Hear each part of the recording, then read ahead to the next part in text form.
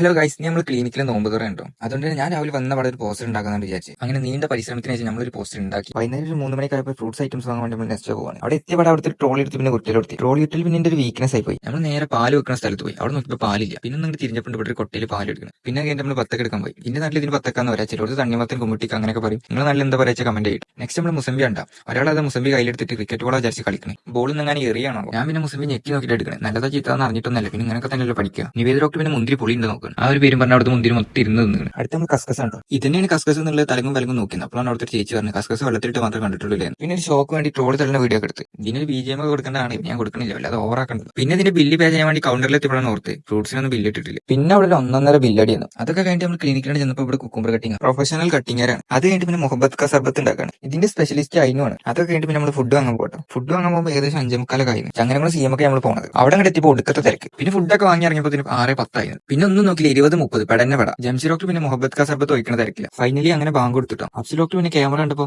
ഫാസിലിന്റെ മര്യാദ എന്തൊരു പതുക്കെ കഴിക്കണേ, അല്ലെങ്കിൽ അടിച്ച് മിന്നിന്നാണ്. അത് കഴിഞ്ഞിട്ട് പിന്നെ നെക്സ്റ്റ് സെക്ഷൻ ബിരിയാണി ആയിരുന്നു. ബിരിയാണിയിൽ മെയിൻ പിന്നെ നമ്മൾ KP ഡോക്ടറാണ്. അതിന്റെ ഇടയിൽ അതിന് ഇവിടെ കരാട്ട കിട്ടാറുണ്ട്. KP ഡോക്ടർ പിന്നെ മൂപ്പരയിൽ മാത്രം 2 പീസ് ചിക്കനൊക്കെ ഉണ്ട്. നിങ്ങൾ അങ്ങോട്ടും ഇങ്ങോട്ടൊക്കെ ചിരിച്ചിരിക്കും വീഡിയോ അല്ലേ?